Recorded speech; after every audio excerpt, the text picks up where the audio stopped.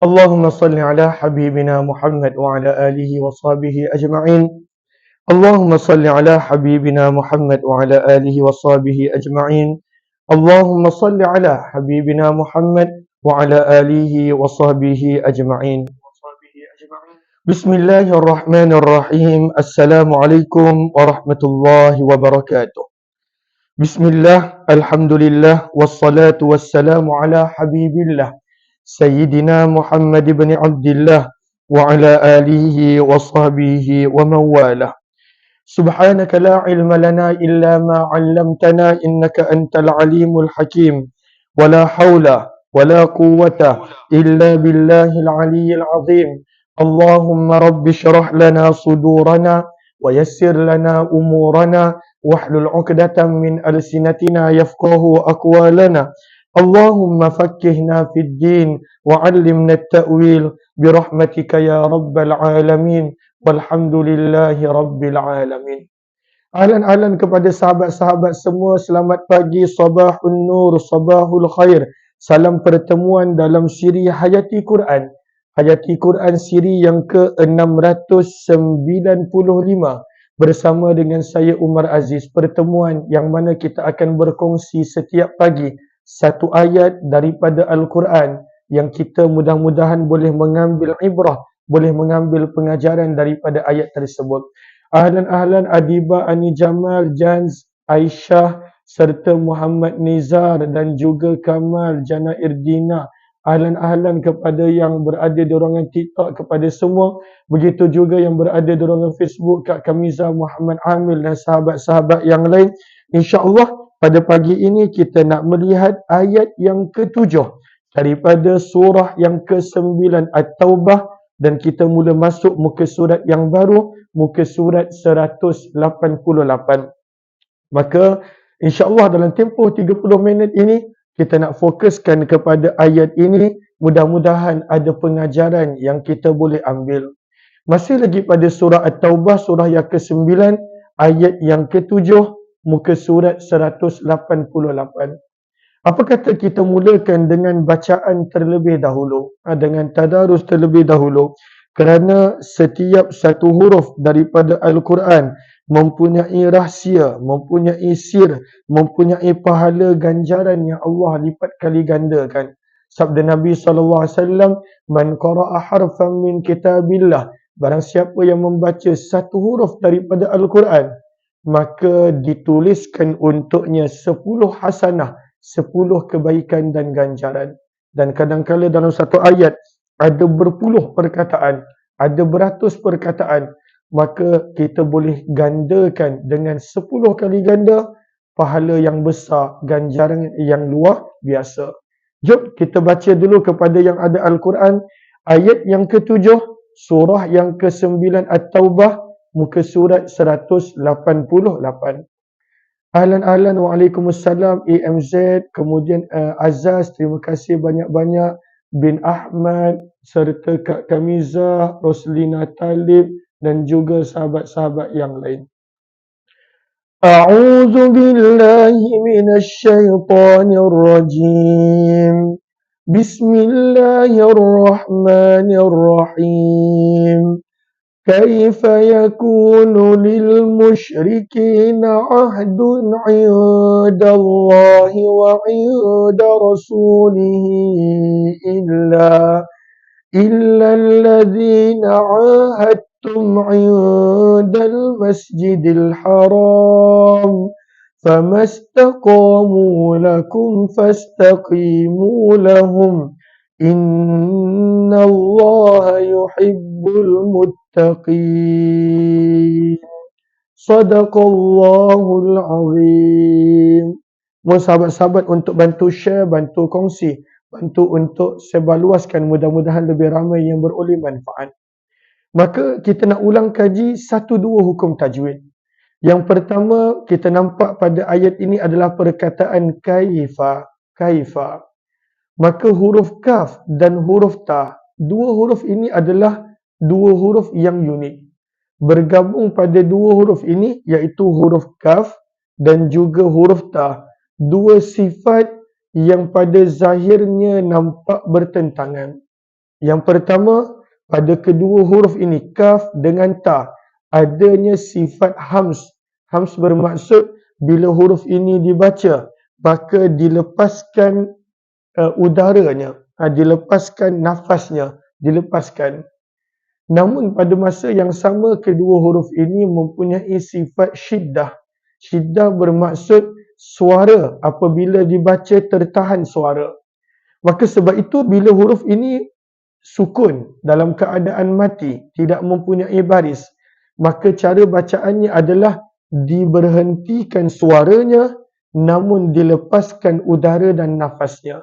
Sebab itu bila kita baca, contohnya takbir, Allahu maka ada udara yang dilepaskan setelah bunyi suara diberhenti dan dimatikan. Allahu maka ini ada pada kaf dan juga ada pada ta. Tabbat yada, maka udara dilepaskan. Namun kata para ulama, antara kesilapan ketika membaca huruf ini adalah banyak orang terbawa-bawa sifat tersebut ketika huruf ini berbaris dan ia tak sepatutnya berlaku. Sebagai contoh, huruf kaf ketika mana berbaris, kita lihat pada permulaan ayat yang ketujuh. Kaifa, tanpa hamas yang banyak. Sebahagian orang kerana dia dah belajar waktu sukun perlu dizahirkan hamas, udara dilepaskan, nafas dilepaskan. Maka kadang-kala bila berbaris pun dia membawa sifat hamas yang berlebihan. Maka dia akan baca kaifa, ta. Maka itu adalah satu kesalahan yang perlu diperbaiki.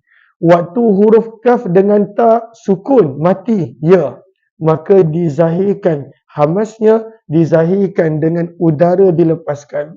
Tapi ketika mana berbaris, maka tak dibaca begitu. Tak dibaca kaifa, tak dibaca ta, tidak. Dibaca seperti biasa. Kaifa. Dan kemudian perkataan yang kedua adalah fa. Maka makhraj fa adalah hujung gigi atas perlu untuk menyentuh bibir bawah. Kaifa yakunu lil musyrikin. Maka ini adalah ulang kaji tajwid. Kita tekankan bahawa kaf yang berbaris tidak ada hamas, udara terlepas yang berlebihan. Ahlan kepada semua yang baru join, mohon jasa baik untuk bantu share, bantu untuk kongsi, bantu untuk sebar luas. Kita sedang melihat ayat yang ketujuh pada siri ini daripada surah yang ke-9 At-Taubah. Jom kita lihat terjemahan terlebih dahulu sebelum kita pergi kepada pengajaran dan tadabbur. Lalu kita dah tadarus, kita dah ulang kaji 1-2 hukum tajwid, maka kita nak melihat terjemahan. Firman Allah Subhanahu wa taala, kaifa. Kaifa ini adalah istifham ingkar. Ianya adalah bentuk soalan dalam bentuk mengingkari perkara tersebut. Ini adalah salah satu daripada cara percakapan orang Arab. Maka Allah berfirman, kaifa yakunu lil musyrikina ahdun. Apakah terjemahan dia? Kaifa, bagaimana mungkin. Kaifa, bagaimana mungkin. Yakunu, boleh ada. Kaifa yakun, bagaimana mungkin, boleh ada. Ataupun yakunu, boleh diterjemahkan dengan terdapat. Maka Allah Subhanahu wa taala bertanya soalan dalam bentuk Allah mengingkari, tidak menyukai perbuatan tersebut. Firman Allah, bagaimana mungkin boleh ada lil musyrikin, untuk orang-orang musyrikin tersebut. Sebab ada alif lam di sini, ada lam. Maka musyrikin yang dimaksudkan di sini dalam kurungan adalah musyrikin yang terlalu kerap melanggar perjanjian, terlalu kerap mengkhianati perjanjian. Maka Allah Subhanahu wa taala berfirman, bagaimana mungkin boleh ada untuk orang-orang musyrikin dalam kurungan yang kerap melanggar perjanjian. Ahdun, sebuah perjanjian damai. Indallah, di sisi Allah. wa inda rasulih, dan di sisi Rasulnya. Apakah maksud daripada bahagian ayat ini?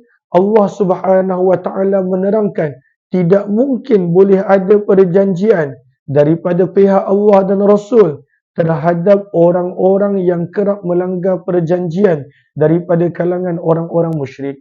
Maka ini adalah terjemahan dia.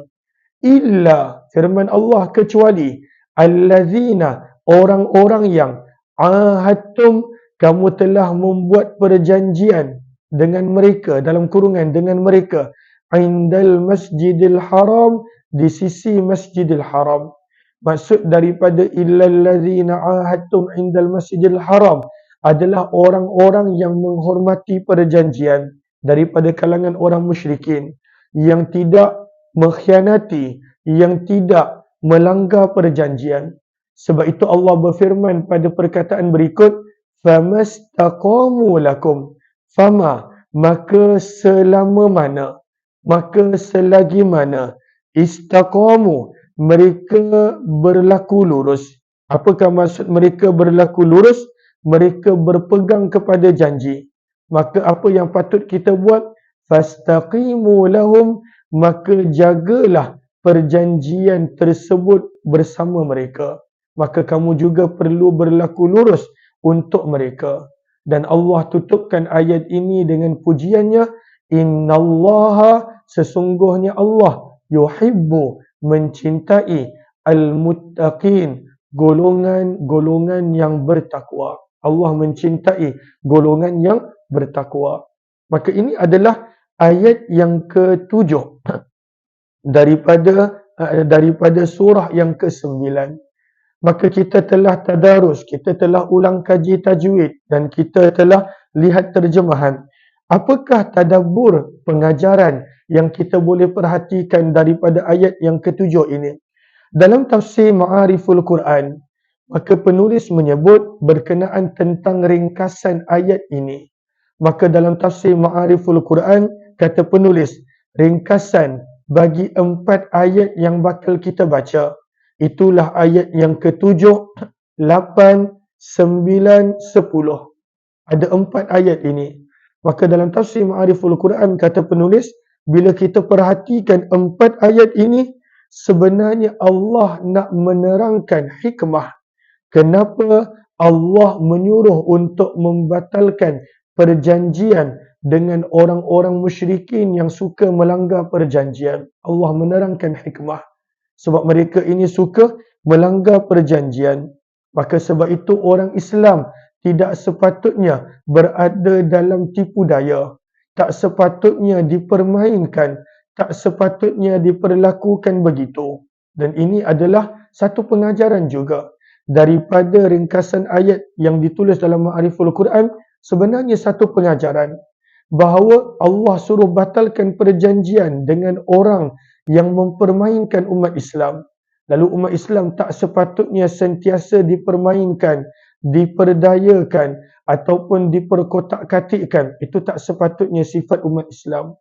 Dan ini sebenarnya adalah pengajaran juga bahawa kita nampak banyak daripada masyarakat kita yang mudah dipermainkan ataupun mudah diperdaya dengan kadangkala ayat Al-Quran yang disalah ertikan, disalah tafsirkan. Kadangkala apabila dalam urusan hutang, maka tak dibayar, dan berkali-kali begitu. Dalam pertolongan dipergunakan, maka umat Islam tak boleh begitu. Umat Islam dalam ringkasan ayat yang ke-7 sampai yang ke-10 ini, Allah tidak ingin umat Islam untuk terus-menerus dipermainkan. Allah tidak ingin untuk umat Islam diperdayakan. Sebab itu dalam tafsir Al-Wasit juga ada benda yang sama, tahzirul lil mu'minin. Pada 4 ayat ini Allah memberi amaran kepada orang beriman daripada mereka terus-menerus dipermainkan oleh musuh-musuh Islam. Sebab umat Islam tak sepatutnya begitu. Umat Islam sepatutnya berhati-hati, berjaga-jaga. Umat Islam sepatutnya adalah golongan yang tidak mudah dipermain dan diperdayakan. Ahlan-ahlan Nurisa Wan Hasan, ahlan Ija Syariza, waalaikumsalam. Terima kasih kepada yang beri gift, Rita Sarah dan juga Allahumma salli ala Sayyidina Muhammad, Zafri dan juga lain-lain. Moga Allah balas dengan sebaik kebaikan dan ganjaran.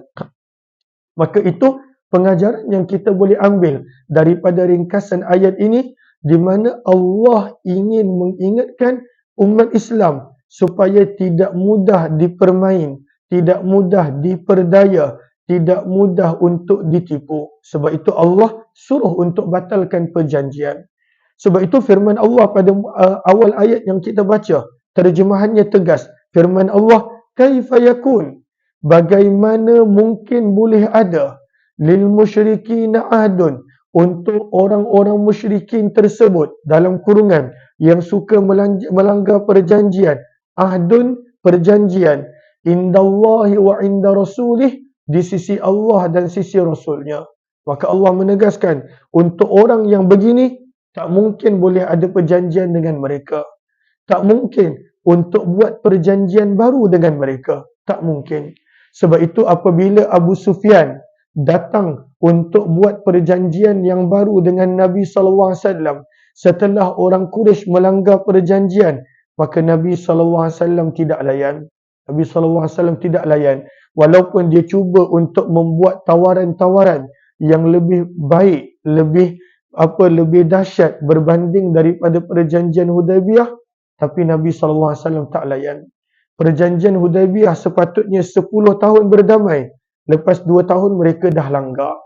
Maka Allah Subhanahu wa taala menegaskan pada permulaan ayat, kaifa yakunu lil musyrikin ahdun 'indallahi wa 'inda rasulih, bagaimana mungkin untuk orang macam ni Allah benarkan untuk berlakunya perjanjian dengan mereka. Maka ini adalah satu pengajaran, yang mana ini dikira sebagai satu pengajaran bahawa Allah memberi isyarat pada bahagian ayat ini, orang beriman jangan lagi mudah terpedaya dan jangan lagi mudah tertipu dengan mereka-mereka yang begini. Jangan mudah terpedaya. Dan untuk pengajaran kita pada zaman ini bagaimana? Kalaulah kita ada kawan-kawan yang suka mengambil kesempatan, sama ada daripada sudut wang ataupun daripada sudut masa kita, dia suka ambil kesempatan, dia suka mempergunakan, ataupun dia suka untuk pinjam tapi tak bayar, janji tapi tak pernah awal, maka tak sepatutnya kita mudah dipermainkan oleh teman-teman yang begini. Tidaklah dinamakan kawan dan teman jika mempunyai sifat yang seperti itu. Dan sebenarnya banyak orang ada isu ini. Dia ada isu tentang orang yang dianggap kawan tetapi sebenarnya sedang mempergunakan dia. Dia anggap teman baik, best friend, tetapi sebenarnya mengambil kesempatan ke atasnya. Maka bahagian pertama daripada ayat ini pengajarannya, Allah memberi peringatan, orang beriman tak sepatutnya mudah terpedaya dan mudah tertipu dengan orang-orang seperti ini. Itu adalah satu pengajaran.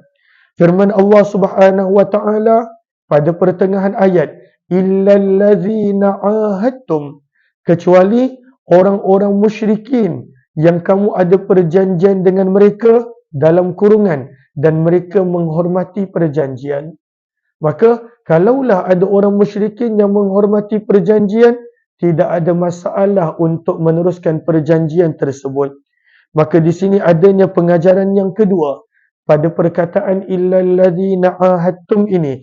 Allah Subhanahu wa taala mengajarkan kepada kita, Allah mengingatkan kepada kita, kita tidak boleh pukul rata semua orang musyrikin ataupun semua orang, tak boleh pukul rata. Contohnya, kita dah pernah dikhianati oleh satu orang dalam keluarga ini. Kita tak boleh pukul rata semua keluarga dia sama, tak boleh. Ataupun ada satu bangsa, kita tak boleh pukul rata semua bangsa ni sama. Ataupun ada contoh seseorang berasal daripada sesuatu negara, kita pukul rata, ya, orang daripada negara ni semua perangai sama, termasuklah di kalangan orang musyrikin.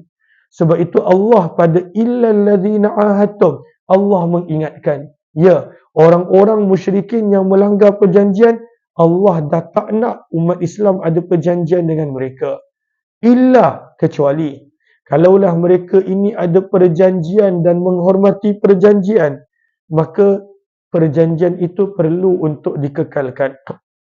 Dan kita dah belajar dah sebelum ini ada dua kabilah pecahan daripada Quraisy yang mana mereka tak melanggar perjanjian. Maka Nabi SAW disuruh untuk menghormati perjanjian tersebut. Cuma pengajaran yang kedua daripada ayat ini adalah kita tidak sepatutnya pukul rata. Oh, orang ni semua sama.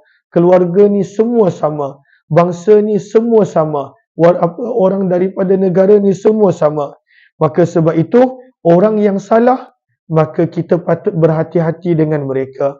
Orang yang tidak bersalah, kita perlu berlaku adil dan tidak melibatkan mereka. Dan ini juga maksud ayat yang ke-8 daripada suratul Ma'idah yang Allah Subhanahu wa taala ingatkan firman Allah, wala yajrimannakum syana'anu qaumin ala alla ta'dilu. Dan janganlah disebabkan kamu benci kepada sesuatu golongan maka menjadikan kamu tidak berlaku adil kepada mereka semua. Tak boleh begitu. Kita tak boleh pukul rata. Kalaulah yang buat salah kepada kita anak, janganlah kita pukul rata ayah, isteri, mak ayah dia. Kecualilah jika mereka benar-benar terlibat dan bersubahat. Tapi kita tak boleh. Kalaulah untuk memukul rata apabila kita dikhianati ataupun disakiti oleh seseorang. Maka ini pengajaran yang kedua. Kemudian Allah meng-highlightkan indal masjidil haram, perjanjian yang dibuat di Masjidil Haram. Maka di sini ada pengajaran yang ketiga bahawa ada kemuliaan yang berdasarkan tempat. Ada kemuliaan berdasarkan tempat. Maka Allah meng-highlightkan perjanjian di Masjidil Haram. Maka itu adalah perjanjian yang sepatutnya dihormati.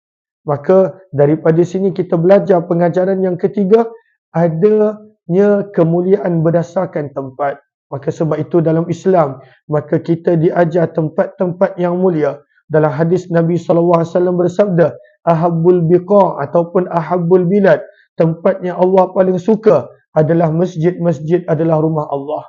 Begitu juga kemuliaan 3 masjid, Masjidil Haram, Masjid Nabawi dan juga Masjid Al-Aqsa.